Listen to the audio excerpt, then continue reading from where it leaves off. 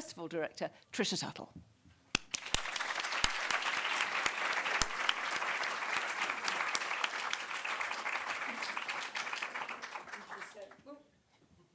Is my mic on? Yeah, great. Thank you so much, Francine. This is bucket list stuff for a festival director. Good afternoon and welcome to the press conference for the closing night of the BFI London Film Festival and the international premiere of Martin Scorsese's The Irishman. Raging Bull, Alice Doesn't Live Here Anymore, Taxi Driver, Goodfellas, Casino, Gangs of New York.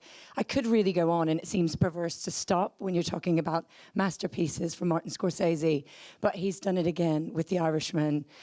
He is also a champion of film culture and preservation, and he's a BFI fellow, so it's a real honor for us to have him here. And the film, for those of you who've seen it, you know it's a complex, ambitious, and deeply satisfying work of cinema. It's also featuring actors working at the top of their game: Al Pacino, Robert De Niro, Joe Pesci, and a really wonderful ensemble cast. There are few ways that any festival director would want to close the festival than with a Martin Scorsese film. But in this year, when we have seen such incredible cinema across the festival, there really is no other way to close the festival, and we're going to bring down the house tonight. I'm very excited to say that working in partnership with Netflix, who've been really wonderful and supportive of the festival, we're going to go to 80 cinemas UK-wide, and that will be in the UK and Ireland. And yeah, Francine, take it away. I can't wait to listen to it. Thanks, everyone. Thank you very much, Tricia.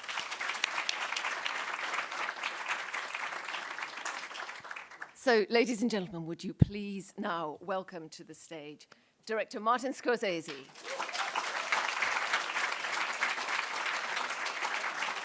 Followed by Robert De Niro and Al Pacino.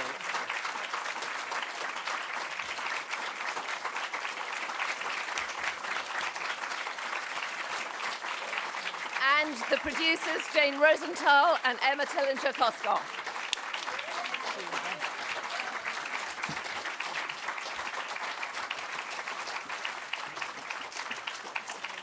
Oh. It's a long walk down. Thank you very much. And welcome. As Tricia said, what an amazing lineup to have here on this stage for this press conference. Just before I throw it open to the questions from the press, I wonder if, rather than go down asking you all individual questions, this is something that I'm sure everybody will have something to say about, which is, in some ways, we look at this lineup along here and we say, why did it take so long? You've known each other decades, and I know this project has been in your minds for a while, in one way or another. So give us a little bit of context as to how The Irishman comes together. Well, it goes back to some special work that Bob and I were involved in for 20-some-odd years. We were trying to get another project going based on, I don't know, our tenure in Hollywood, so to speak, in the 70s and the 80s. And that developed into something else, and we never quite settled on the project. And the last time we really worked together was in 1995, Casino. And so from that point on, we would always check with each other what we were doing, whether I could fit into his plans and vice versa. And ultimately, we did get involved. What was it, Bob? The Winter of Frankie Machine was the project? Yeah, and I mean, well, we weren't too enthusiastic about it, sorry. But we decided we had to do something. No, but I think it was around 2010. No, 2008. yeah. 2007. 2007, thank you. And so we decided it was enough time. We couldn't settle on something, so this is a project that we thought we would have some possibilities. I was really looking for something that with Bob to enrich more or less where we had gone in the 70s and the 80s and the early 90s. I mean, you know, to just replicate what we had tried to do in the beginning of our careers wouldn't be anything, wouldn't be enriching in any way. And so you were about to direct The Good Shepherd, and and Eric Roth was writing that, and Eric, knowing that we were trying to do something called Frankie Machine about a hitman who'd retired, Eric gave you a book called I Heard You Paint Houses by Charles Brandt for research. Yeah, I mean, we were talking about it. He said he just read it, and it had just come out, and I said, oh, I got to read that book. And then when Marty and I were preparing, so that was about 2 years earlier than when Marty and I were committed to Frankie Machine, and Marty was starting to show me films like Jean Gabin film like Touche pas au Grisby and Melville's Dulot and Le Deuxième Souffle and pictures like that. Get a sense of the Gabin character, because by the time you were doing Casino, I felt that presence was similar. And then I said, well, I have to read this book that I've been always wanting to read called I Heard You Paint Houses. And so I did read it just as research for the character. And then after I read it, I got together with Marty and I said, you got to look at this, and because I think this is what you're going to want to do. So that was it. And well, Jane, you had the story about on the telephone with Brad Gray, right? So we were ready to commit.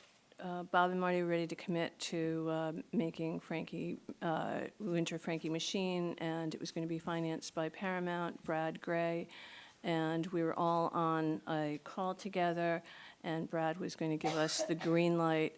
And in the middle of this conversation, Bob said, "Well, there's this other book that we're thinking about, and it could be research. Maybe we could combine these two movies." And Brad said, "Oh, so you want to take a Go movie and turn it into a development project?"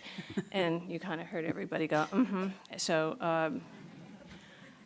So anyway, that was 2007, and then we brought Steve Zalian on, and Steve delivered. Steve and Marty and Bob worked together, and we had optioned I Hear You Paint Houses.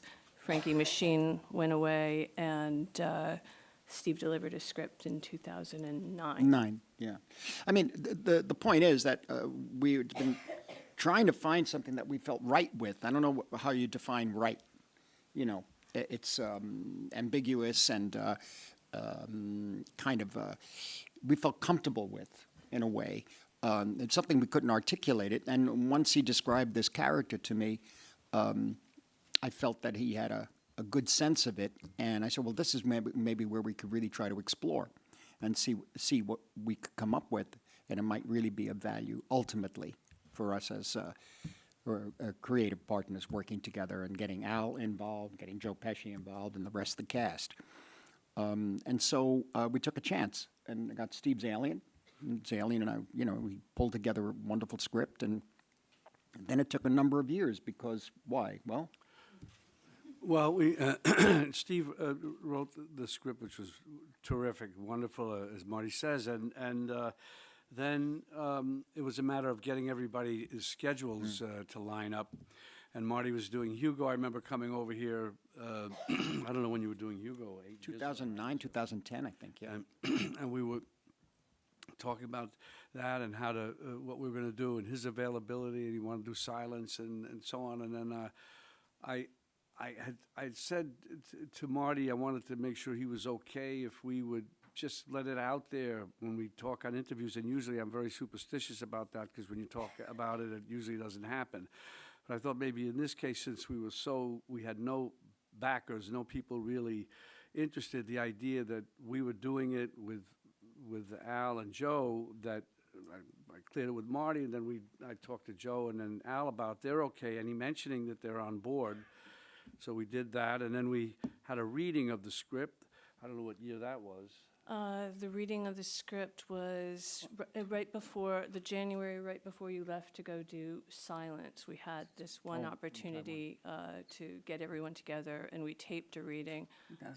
2012. I personally believe that was all we would have of The Irishman, because it was so difficult to get financing. And then when everybody heard it, there was a new energy, but Marty and Emma went off to shoot Silence, so we had another delay, a good one. A good one. So if I can bring Al Pacino in here. um, Jimmy Hoffa. So, I mean, what was your initial reaction to the idea of playing Jimmy Hoffa? It's me you're talking to? It is you, yeah. Well, it was, because I've known Marty and Bob very long time, and so when they, Bob came to me, called me about it, and it sounded really interesting, and the opportunity to work with them was, you know, it was very important to me. I really wanted to, for years, we almost worked together, Marty and I, at different things, and of course, Bob and I have worked together. I mean, we've known each other, I mean, since we were young actors.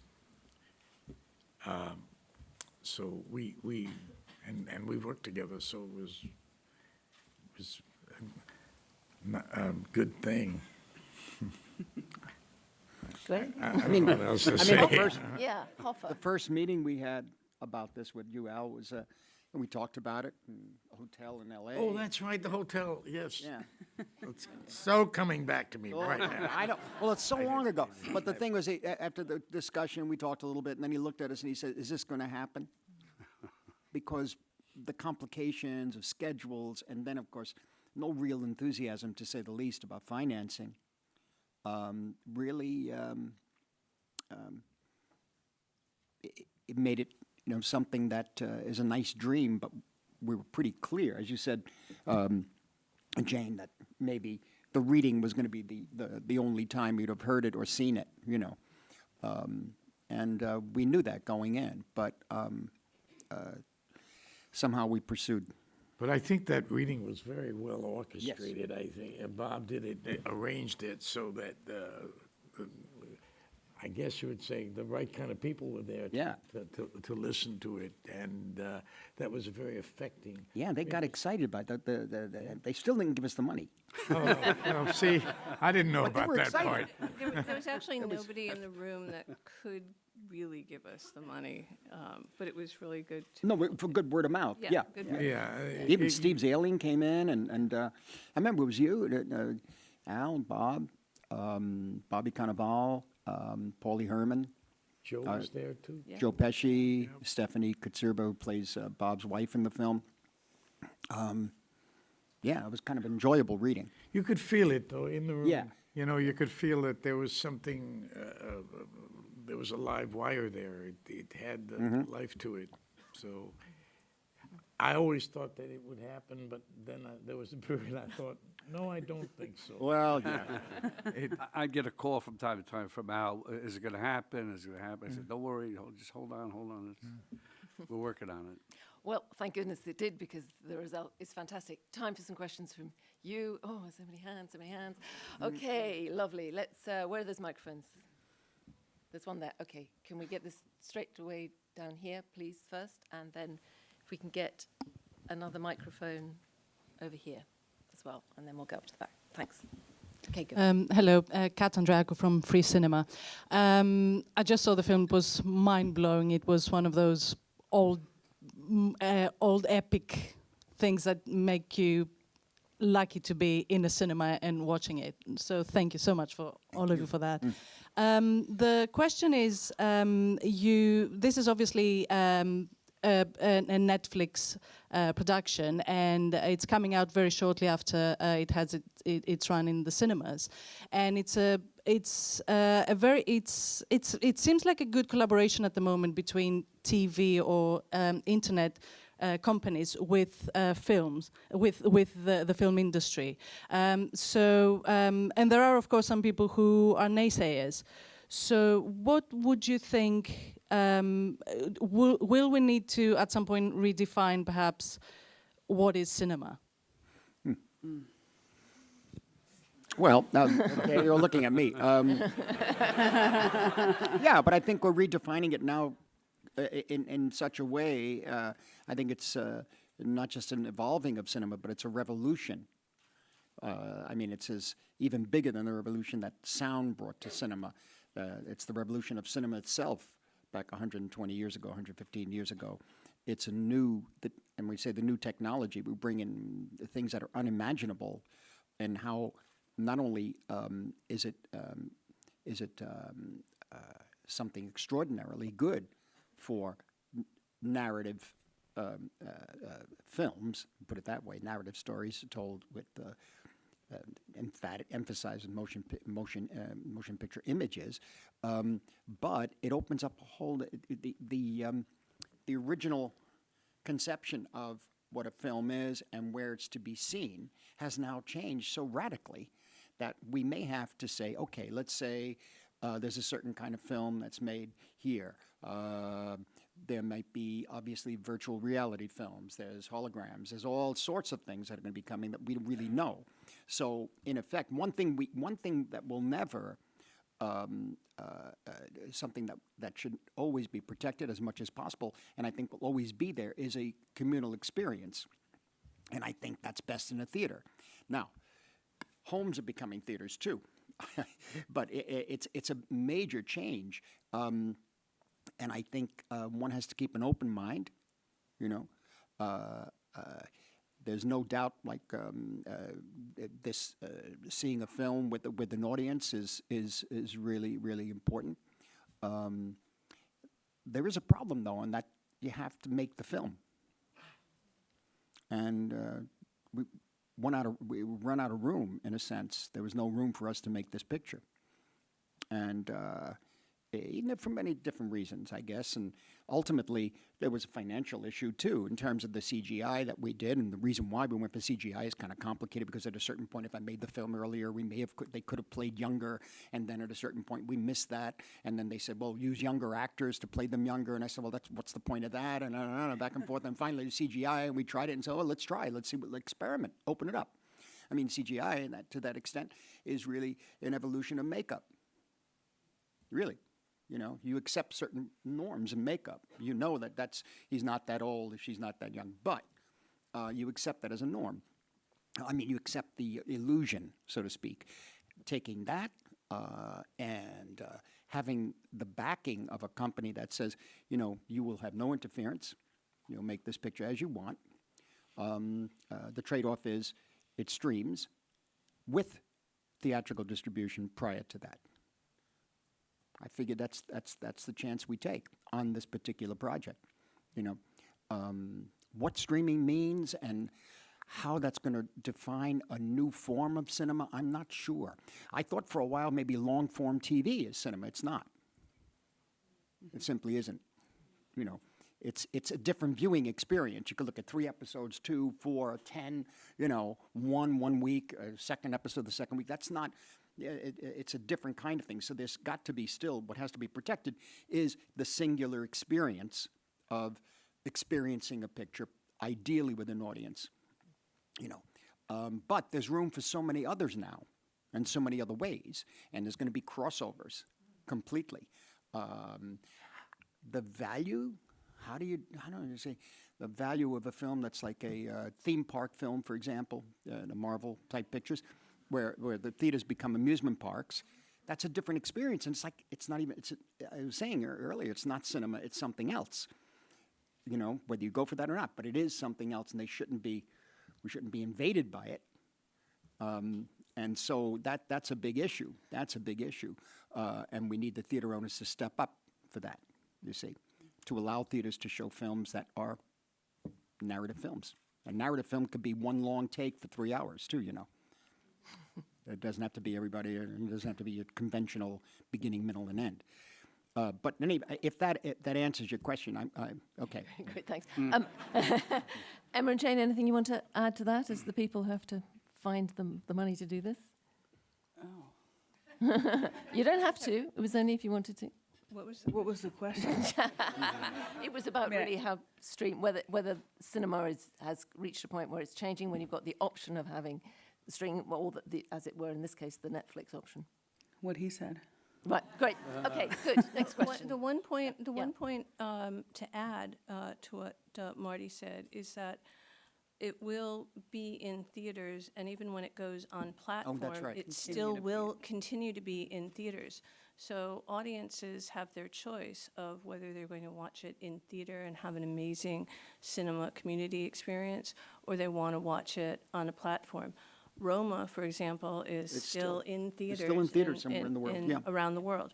So again, it's the audience has the choice of how they want to view something, and they're not mutually exclusive. Thank you. Yes, next question. There.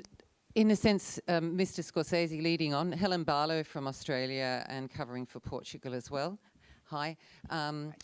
Sergio Leone's Once Upon a Time in America that starred Mr. De Niro was a film perhaps more similar to this one. Do you think that there are any references to that film here, in that it's a long film and not as perhaps action-packed as your earlier gangster films? Because I think your earlier gangster films were very different to this. Would you say that?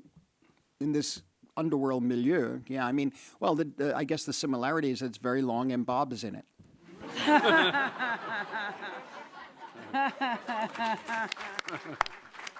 I mean, we love Leone, but there was no way that I was thinking I was doing Sergio. There's no way. I can't do that.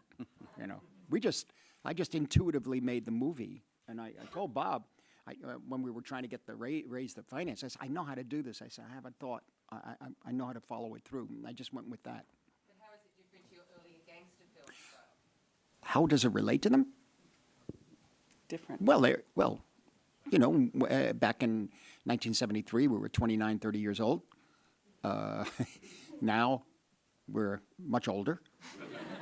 And so we hope that maybe the vantage point of time, that something has evolved and maybe deepened to a certain extent about life, really. And if that could be conveyed in the story and the performances and the way the film is put together, and that would be some sort of advancement rather than just replicating what we had done in the past.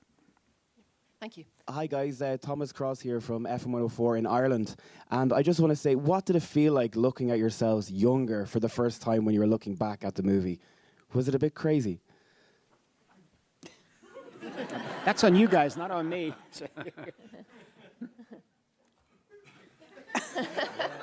Well, considering everything is crazy, Yeah. it was crazy. I don't know quite what you mean, though. I'm sorry. What are you saying? Like just with the new technology and all that, like this opens up everything that anyone can play, anyone or anything now. Does it open up a brand new world for everyone?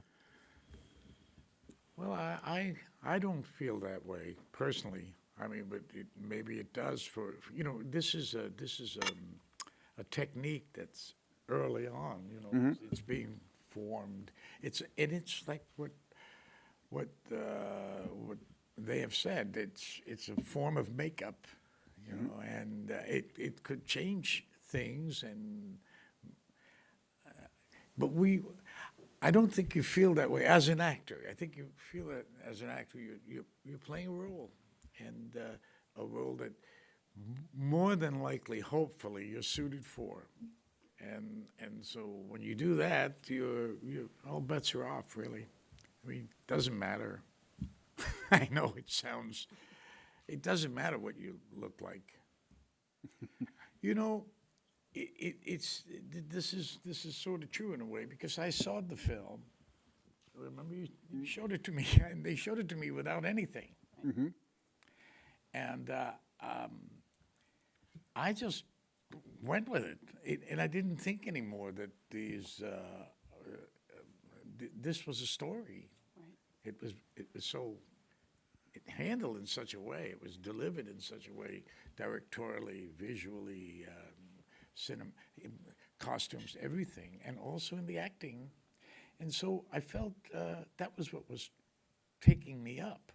Mm-hmm. A story. I wasn't thinking about anything else after a while. I mean, I didn't even think about it when it first started. Of course, it was me. I'm a little I wasn't thinking about the lines in our faces or anything. I just was accepting these people. They existed too. That's another thing. This was an interesting thing to try with, because it's a story about real things that happen. people who really lived. And I don't know, maybe that had something to do with it, in my reaction to it. So this whole thing to me is innovative, of course, but at the same time, you tell a story, and in the end, that's what I'm a little bit more. I'm a little more concerned about that. And as I say, I did see the film without any work or any, what do you call this stuff? we do? Effects. The effects. Effects. Effects. Okay. And it was fine. As a matter of fact, I'm not the only one who felt that way. There were other people who had seen it before it happened. I mean, unless you're looking for it, right? Say, oh, there it is, and then. I think it's really good that we have that in the film, that we have this potential, and it's exercised in the film, and it's stating what it's stating. In the old days, they put, some actor that we all knew and loved, and they'd put gray hair on him, and you'd say, "Oh, he got older." But you'd accept it, you'd accept it because it was makeup, and you went with it because it was in the story. I don't know what, I'm going too far here. That's great. I feel as though We'll I've go to dug the a next hole question. for myself Thank you. about something. I don't even know what. Bob, do you want to answer I'm that? sorry. Do you want to say a little about how when you saw yourself? I always joke that my career will be extended another 30 years. No, it's a whole interesting thing because where it will evolve, as far as, I was just thinking about copyrights and later and you and likeness and this and who gets it after we're all long gone, families and stuff like that. I mean, they even have that now in some ways with using famous actors from years ago in commercials who have create a certain whatever that they represent what that product is, whatever. So all that stuff. I don't know. I'm just happy we're at the beginning stages of it really being explored, and God knows where it'll go. Yeah. And what excited me about it was that Pablo Hellman was doing this thing and wanted to make it state of the art, the best it could be to date, and that was an ambition for this movie, which was ambitious always, all the time. It fit the whole thing. Yeah. See, it's also how we move, remember? Oh, Yeah, well, It's a that big too. thing. Yeah. How you move. These are the little things in there. You're going along looking pretty, and then you go to get up, and I know. like this. So someone would come by us and just say, "Hey, man, what are you doing? You're 39 here." It's true. Okay, yes, go. Hi, I'm Marcel from Geekpool, Germany, and my question goes to all three of you. What was the biggest challenge for each one of you on this movie? For you directing, for you playing your characters? What was the biggest Challenge. Yeah. Well, making the movie is a big challenge, because, I mean, in terms of Bob and Alan, you guys, they're performing. Me, I can't speak for them, but for me, it's cutting through all the issues of how you perceive a story, the sweep of a story, what's essential to get and what isn't essential. And making those editing choices right there on set, first of all, even before shooting begins, to make those editing choices, then in shooting even tougher on those editing choices because it's a very complex picture, complex in terms of technology. Close, staying on point in a way, staying on the what's essential to the story, and those are the characters, particularly Frank's character, and eliminating everything else around that was getting in the way. And this, I think, was a 108-day shoot. So this is something, and then in the editing, too. So it's wrangling the picture in a way. They call it wrangling, and always threatening to run a little bit out of control, but grabbing it again. and using Frank Sheeran as the anchor for the whole picture until finally you wind up with him alone. And that's what it's all been about. I mean, that's just general about how you make a movie. Other ways, sometimes you make a movie, you don't know what you're going to do when you get there on the set. I tried that once, didn't work. For me, it didn't work. And I usually like planning and fighting my way through the whole process, you know, until we get as best we can to the end result. You guys with the character. Yeah, and certain things with like Marty, we would every so often I would come in to narrate pieces that Marty figured that we had to sort of what do you call The voiceover. voice over to give information or whatever, or sort of tightens Yeah, whatever, and that's a normal part of making a movie.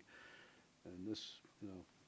Yeah, you even went into the audio tracks, the audio tracks of Frank Sheeran's actual voice, telling Yes. stories, and every now and then we go and we pick you. Yeah. Tell me pick stuff something. I say, out. oh yeah, it's interesting, and we'd fool around with that and try to find time to shoot it in the film. I'd give it to Emma and tell her, could you find some production time, please? I'd say yes. Yeah. So was that your biggest challenge, Emma?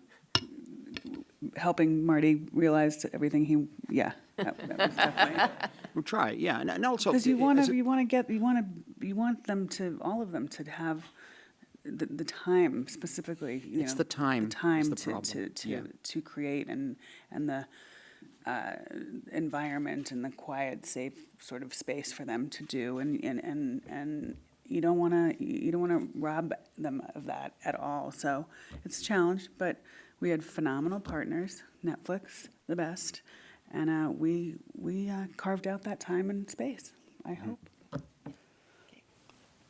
Hello.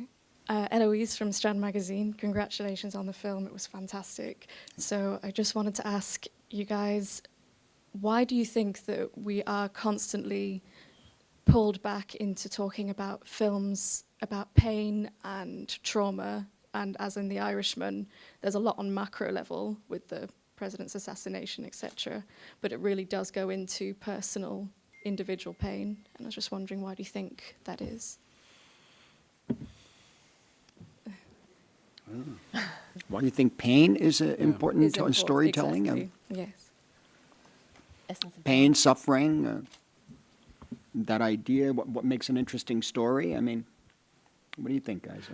Well, I mean, this was a simple story. It was about a guy who was caught between two people who were powerful people, and one of them was disappeared. We never knew what happened to him, really, to this day. The other one was also the Joe Gallo, referring to him. You still don't know who did that to him. It had that to hang on in some ways, this political, this grand story with these historical, if you want, type characters, and a simple story. And also, Bob, in terms of that, when you're talking about these guys, and then on the other level, you have JFK, Bobby Kennedy, Martin Luther King. You've got all this going on, and nobody knows really what happened there. And I always say, would it make any difference now if we knew exactly who, when, how, and where? No. It's the dark forces that take over that are always present. And these guys are right in the middle of it, in a way. They just walk by the TV, and there's missiles coming from Cuba. You know, so, and that's your afternoon lunch. You know, so yeah, I mean, that when you say the simple story, that was the thing, to hold on to the simplicity of it, because the rest is so complicated. Go ahead. Yeah. Okay. Hi, my name's Stephen Pape. I was just wondering, I mean, this film, for me, in many ways, is about, like, reflection. I was wondering, with your kind of amazing careers, that's kind of ingrained into the kind of fabric of sort of cinema, do you guys ever sort of sit back and reflect, or do you always look towards the next project? And also, I was just wondering... That's fine. Sorry. I'm fine. I can't remember part two. What happened? We're hanging on. You're just wondering what? Okay. It's the second part of the question. All right. That was the good part. So I got quite nervous. You guys are legends. All right, so the second part was, do you think you only could have made this film now because you've lived kind of fuller lives, that you're now in a position where you can you're in a position better placed to sort of understand the texture of this narrative? You mean that we could have made this film earlier, would have been different? Well, yeah. I think absolutely. I mean, it's like I think it isn't. We all got. It didn't. I don't think we all got together and said, "Let's make a movie and reflect." You know, we're all sitting in the trailer, like, you know. This is like suddenly, as I say, it's intuitive. You know, then I think, well, Bob, Al, you know. Yeah, it was a movie that evolved. It would have. I mean, could it have been done earlier? Yes, but the story came out at a certain point. The book came out. That took so many years to evolve.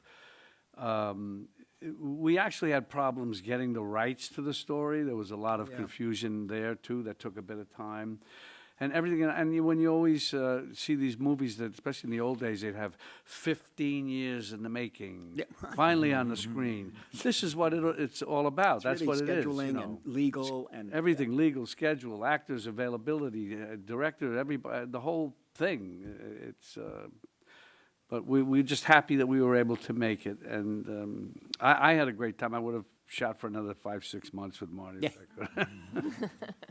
Well, sadly, time is actually the question here. I'm really sorry to those of you who've not managed to ask a question, but I want to thank you for the questions there were, and particularly to thank our panel for their magnificent and moving film. So, thank you. Thank you.